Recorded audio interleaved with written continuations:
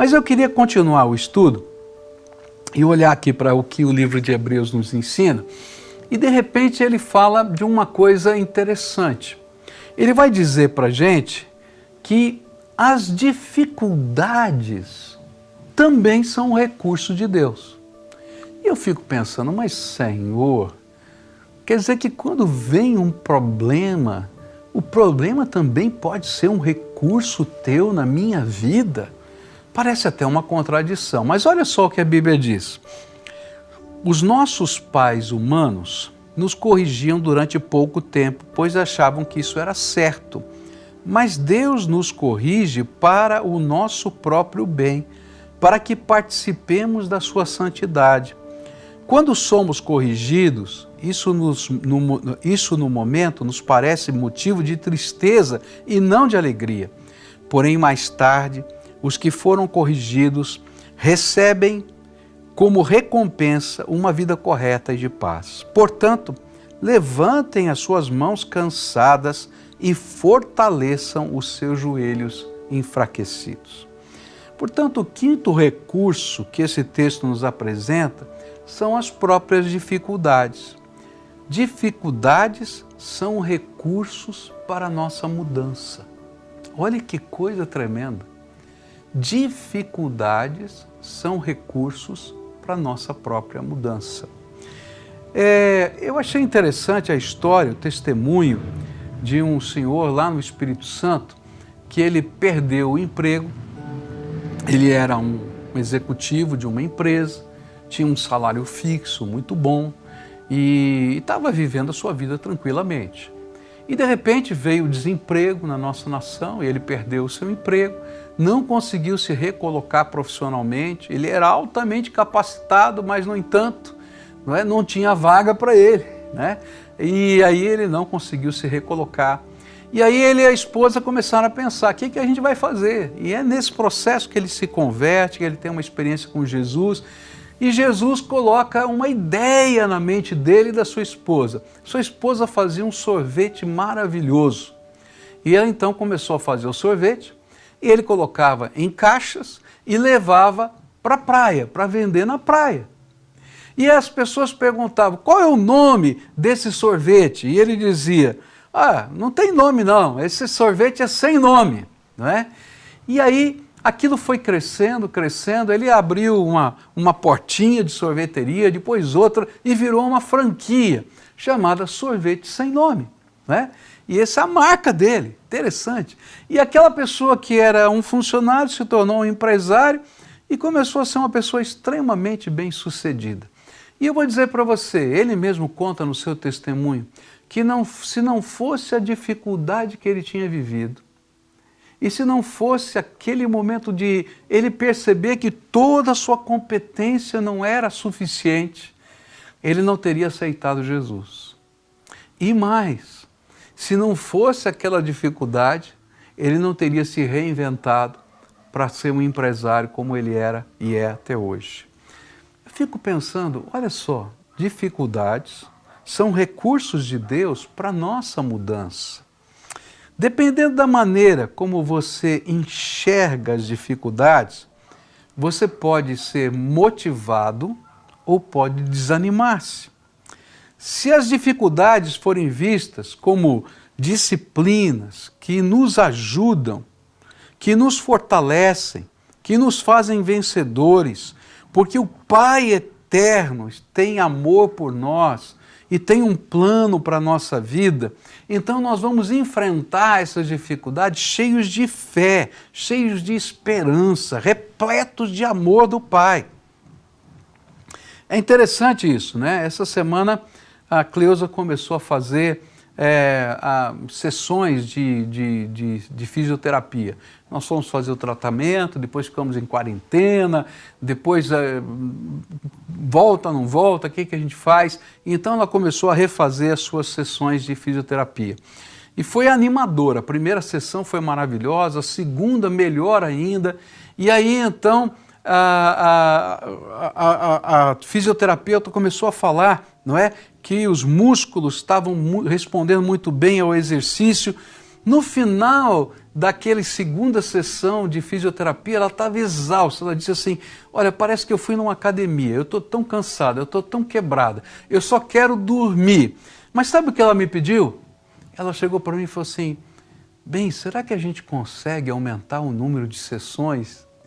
Porque está indo tão bem e eu queria fazer 3 vezes por semana. Eu fico pensando, mas ela estava tão cansada, o seu corpo estava doendo, né? Que ela disse que não conseguia nem imaginar qualquer coisa depois da sessão, a não ser dormir. Mas ela não estava focada nas dores. Ela estava focada em ver o progresso. As dores não eram o mais importante, mas sim o resultado que a gente estava sonhando e que a gente continua sonhando, que ela volte a andar um dia. Por isso ela me pediu que a gente aumentasse o número das sessões. Sabe, desde o começo desse texto, o autor de Hebreus ele vai falando de uma corrida, que a gente está numa corrida e que nós somos esses corredores. E eu fico imaginando isso, né?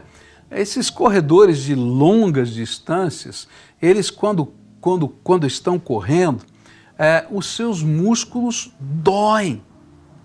Eu converso com um deles, né, que diz que quando chega o final, os últimos quilômetros, eles estão sentindo muitas dores nos seus músculos, mas eles não querem parar, porque eles têm uma motivação, eles querem terminar a corrida.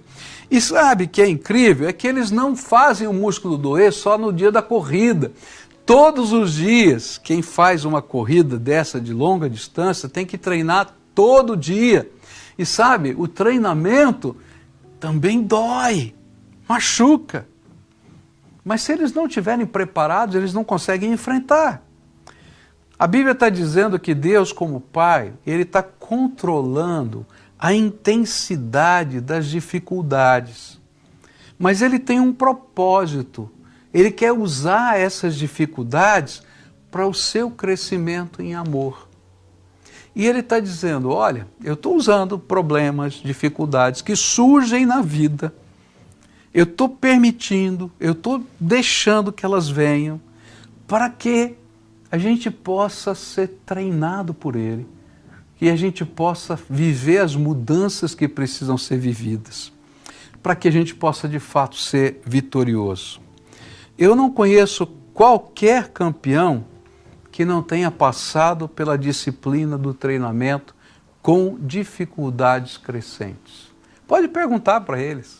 Eles começam o seu treino fazendo isso, depois tem que acrescentar mais aquilo, depois tem que acrescentar mais aquilo outro.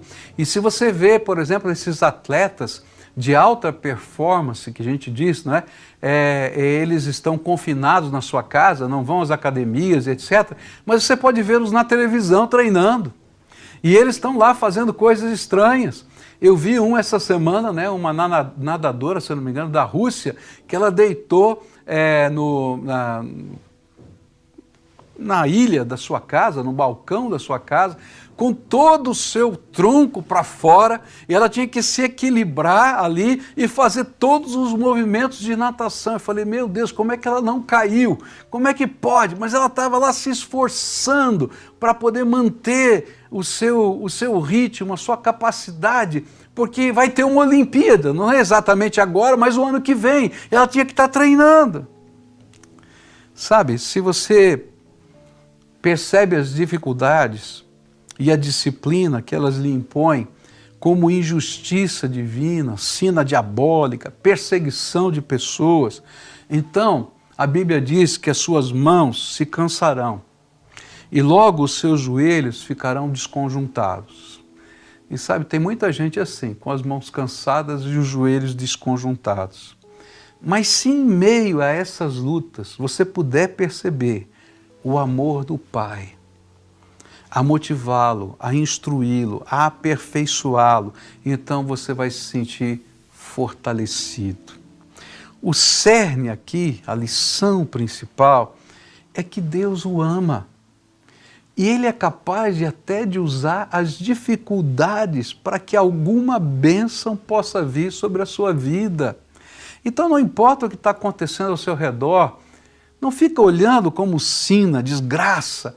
Olha assim, Deus tem um plano para a minha vida e no meio dessa situação toda, alguma coisa boa vai acontecer. Sabe, olha só o que a Bíblia diz em Romanos 8, 28. Olha que promessa Deus faz. Pois sabemos que todas as coisas trabalham juntas para o bem daqueles que amam a Deus, daqueles a quem Ele chamou de acordo com o seu plano. Olha, tem algumas palavras-chave aqui. A primeira delas é todas as coisas. O que é todas as coisas? É difícil, né, de definir todas as coisas, né? Um dia eu perguntei para uma pessoa e ela disse para mim, todas as coisas, né? Eu não sei se você tem uma definição melhor, mas ele está falando de tudo, tudo que estiver acontecendo, Deus usa para trabalhar para o teu bem. Se Deus está me fazendo uma promessa dessa, eu vou dizer, Senhor, estou aqui, ó, lembra da tua promessa, eu quero ver o bem que virá, porque o Senhor prometeu. E a segunda palavra-chave aqui, de acordo com o seu plano. Sabe por que às vezes todas as coisas não estão acontecendo para o seu bem? É porque a gente está lutando contra o plano de Deus. Mas se a gente corrige a rota e deixa o plano de Deus ser colocado na nossa vida, então pode crer, pode ter certeza que o Senhor vai te abençoar. Porque Ele vai usar até as coisas difíceis para fazer disso uma bênção na sua vida. Essa semana a minha esposa compartilhou comigo que a senhora que faz as unhas dela estava testemunhando do suprimento de Deus. O local que ela trabalha está fechado, não pode atender, e ela começou a ficar preocupada com as suas necessidades financeiras. E aí então ela começou a fazer contato com as suas clientes para atender em casa. E então algumas diziam, vem em casa. E às vezes ela saía de casa e dizia assim, Senhor, mas eu vou pegar meu carro, pôr gasolina, e eu vou para atender uma pessoa, Senhor. Eu não sei se vai compensar. Mas aí ela chegava lá e dizia assim, já que você está aqui, você pode fazer a unha da minha filha, você pode fazer o pé do meu marido, você pode... Daí um virava 4. Aí ela ia atender, tocava o telefone, ia atender uma segunda, dizia, Senhor, mas eu vou lá para o outro lado agora e tal. E chegava lá, acontecia coisa assim. E ela estava assim, no final, dizendo assim, sabe de uma coisa? Eu não sei não se eu vou voltar a trabalhar onde eu estava trabalhando antes, porque está tão bom desse jeito aqui, Deus tem me suprido tanto, tem sido uma bênção tão grande. Sabe, queridos, às vezes as dificuldades são maneiras de Deus nos fazer perceber coisas novas na nossa vida, e o Senhor está trabalhando na nossa vida. Mude a sua percepção e veja que o Senhor quer aperfeiçoar você no meio da luta de hoje. Mas para isso você tem que se deixar ser conduzido pelo Senhor. Ele tem um plano para a sua vida. Ele precisa ser o seu coaching, o seu treinador. E ele vai dizer, olha, eu vou aumentar, hein? Tá pronto? E você tem que dizer, manda porque eu estou aqui, eu quero ser o melhor. Agora você diz, tá doendo muito. Você vai ser um atleta meia boca, né? E sabe, no reino de Deus não tem lugar para meia boca não, tem que ser firme, tem que estar comprometido, tem que estar focado naquilo que a graça de Deus tem para a sua vida. Por isso, o próximo recurso que esse texto vai nos dizer está no versículo 13, onde diz assim, andem por caminhos aplanados, para que o pé aleijado não manque, mas seja curado. E o sexto recurso que esse texto nos apresenta é que se nós queremos encontrar vitória em meio às dificuldades, precisamos traçar caminhos retos. Você precisa de um coaching, e a disciplina da dificuldade é bênção, mas você precisa traçar caminhos retos. E acho que uma das primeiras lições que nós aprendemos, tanto na geometria quanto na física, é que o caminho mais curto entre 2 pontos é uma linha reta, não é? Por isso, se você quer ser vitorioso em meio às dificuldades, você não pode abrir mão da maneira que Deus aprova. Sabe, tem muita gente nesse tempo de luta e dificuldade que flexibiliza valores. Sabe, queridos, com Deus não tem isso não. Ele vai usar a dificuldade para te abençoar, desde que você tenha coragem de seguir a regra que Ele colocou para você. E é por isso que a Bíblia vai ensinar para a gente assim, há caminhos que parecem certos, mas podem acabar levando para a morte. Por isso, cuidado com os atalhos. Muitas vezes eles nos levam a nos perdermos e não alcançarmos a vitória, e assim nós somos desclassificados. Por isso o apóstolo Paulo vai dizer lá em 2 Timóteo 2,5, o atleta que toma parte numa corrida não recebe o prêmio se não obedecer às regras da competição. Ele é desclassificado. Sabe, às vezes o Senhor tem um plano para a minha vida e Ele está me treinando, está dosando as dificuldades, Ele quer a vitória. Mas a gente quer fazer atalhos, a gente quer encurtar os caminhos, a gente flexibiliza valores, a gente faz acordos que não são bons, a gente faz coisas que Deus não pode colocar o seu selo sobre elas. E aí o Senhor diz, não posso te abençoar. E aí você vai se tornar desclassificado. Eu quero dizer para você, não somente o Senhor não vai abençoar, mas se você fizer alguma coisa errada, sim, e você é um cristão temente a Deus, se for preciso para você entender que é errado, Ele vai estampar no vídeo e no áudio para todo mundo ver o seu pecado. Para que todos, inclusive você, percebam que pecado é pecado. Sabe, é uma coisa triste, mas é verdade. O Senhor encobre uma multidão de pecados daqueles que se arrependem, mas o Senhor revela a multidão de pecados daqueles que endurecem o seu coração. A Bíblia vai ensinar isso para a gente. Por isso, a gente tem que aprender a fazer caminhos retos. Ele afirma que não somente nós mesmos somos prejudicados com os caminhos tortuosos, mas outras pessoas também são por causa deles. Ele afirma que existem pessoas entre nós que precisam de ajuda para caminhar, estão mancando. E ao invés de serem ajudadas e até curadas por andarem conosco, eles adoecem. Queridos, tem gente ficando boa, curada do teu lado, ou você é daqueles que adoece gente? Para pensar. Que tipo de influência você é? Sabe, quando a gente está sendo ungido pela graça, a gente abençoa, a gente motiva, a gente desperta, a gente vai trazer uma visão nova para a vida das pessoas, uma perspectiva nova. Ora, se você é aquele que só leva desesperança, angústia, medo, então toma cuidado, tem alguma coisa errada aí. Sabe, há pessoas que precisam de nós para caminhar e elas precisam ver o que Deus está fazendo na nossa vida. O que é que os seus filhos estão vendo em você? Às vezes a gente ora tanto pela salvação dos nossos queridos, mas sabe, queridos, a salvação ela precisa ser vista na transformação da nossa vida. Pregar para as pessoas que moram conosco na mesma casa não é você ter argumentos fortíssimos ou um grande conhecimento das Escrituras, mas é você internalizar de tal maneira a presença de Deus em você e a tua comunhão com Ele e as respostas do Senhor na tua vida ficarem uma coisa tão visível e clara que o temor do Senhor seja infundido no coração dos nossos filhos, ou do nosso marido, da nossa esposa e assim por diante. Agora, se a gente vê toda essa teoria e não vê a essência, não vê o poder de Deus, não vê a graça de Deus, não vê uma vida bonita, não vê uma vida motivadora, então aquele que estava mancando, ele para no meio do caminho. Sabe, tem gente que está olhando para você e que precisa de você. Eu me lembro de uma cartinha de uma mãe, né, que escreveu para o seu filho, bebezinho.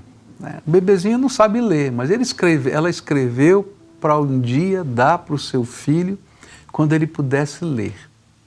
E uma das expressões daquela carta é que os 2 olhinhos brilhantes que ela via todos os dias focado nela, a inspiravam a ser um modelo de temor e de poder de Deus na vida daquela criança.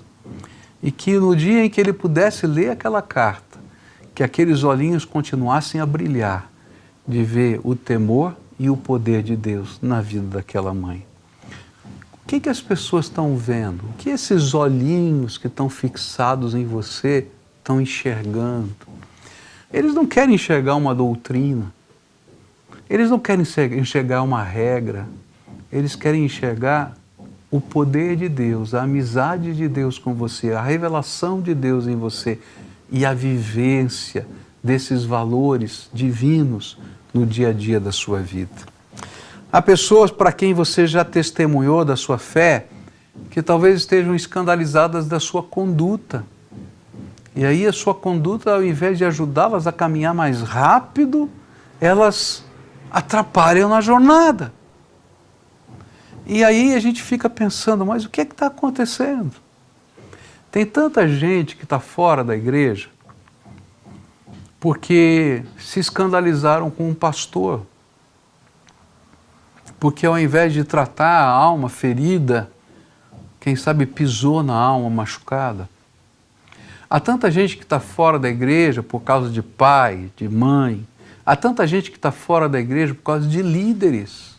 Líderes espirituais que fizeram, falaram, agiram de maneira tão contraditória aquilo que eles viam na palavra de Deus e que diziam assim, será que vale a pena eu crer? Então, trace caminhos retos. Mas deixa-me fazer um parênteses aqui.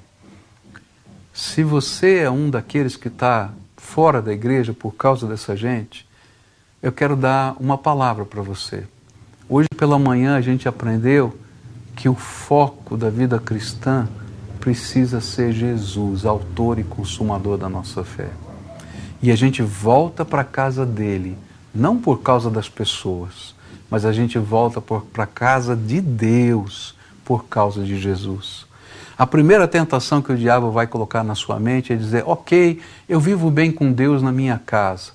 É verdade, você vive bem com Deus na sua casa, mas não na plenitude do propósito de Deus, porque Ele tem um plano para a sua vida e Ele tem um ministério para você desenvolver e você tem dons. E quando você fica sozinho no seu canto, você os enterra.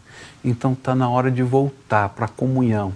Não por causa do pastor ou do líder ou isso, quem seja, mas porque Jesus é aquele que diz que você precisa estar lá.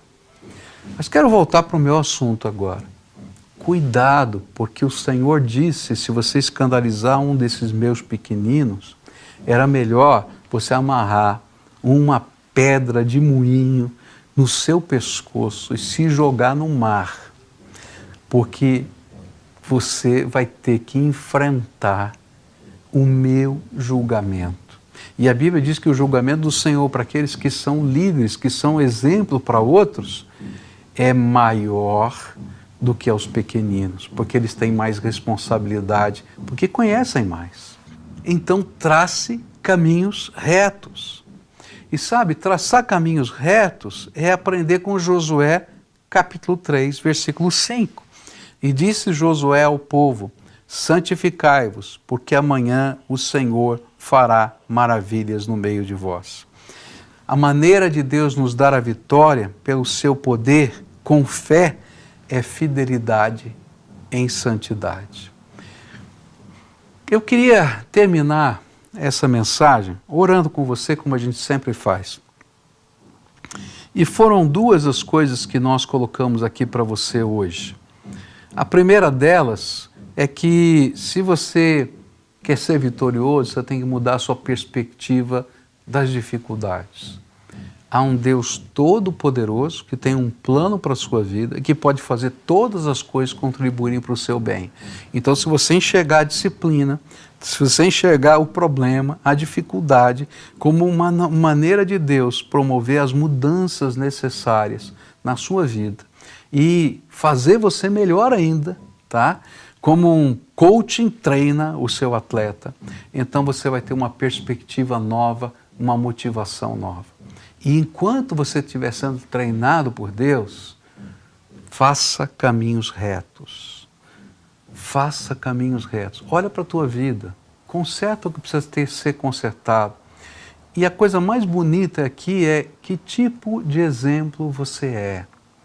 As pessoas precisam ver em você a graça de Deus, o poder de Deus, a tua intimidade com Deus. Quando Moisés ia para a tenda do encontro, era algo tão impressionante, mas tão impressionante, que todo mundo se colocava na porta da sua tenda. E quando Moisés entrava na arca, ou melhor, na tenda, e a nuvem baixava, as pessoas tinham tamanha percepção da presença de Deus que colocavam a boca no pó. Que quando você entrar numa sala, quando você fizer uma oração, quando você estiver tomando uma decisão, a nuvem da presença de Deus seja algo tão revelador que as pessoas tenham que dizer: o Senhor está no meio de nós. Esse é o chamado. Então, nessa noite, eu queria orar com você. E eu queria que você tomasse algumas decisões. E a decisão que eu quero convidar você para tomar é a primeira: mudar a sua percepção das dificuldades. Senhor, muda os meus olhos. A Bíblia diz que se os nossos olhos forem maus, a nossa alma está em trevas. Mas se os nossos olhos forem bons, há luz dentro da nossa alma. E sabe, tem muita gente com os olhos escuros. Está na hora de olhar com fé, de entender que Deus tem um plano. Então agora você vai pedir: Jesus, muda os meus olhos, muda o meu coração, muda a minha percepção. Eu preciso. E quando você estiver fazendo isso, assuma um compromisso. Senhor, me ajuda a traçar caminhos retos, para que o meu olhar transformado inspire, abençoe, motive e faça com que outros queiram experimentar o que eu estou experimentando da graça de Deus. Senhor Jesus, estão aqui essas pessoas que se comprometeram com o Senhor. E eu quero te pedir agora, Pai, começa algo novo na vida dessas pessoas. Ó Pai, que nesse momento o derramar do Teu Espírito Santo sobre elas seja algo tão tremendo, tão maravilhoso, tão extraordinário, que o olhar deles mude, que brilhe a beleza de Jesus neles.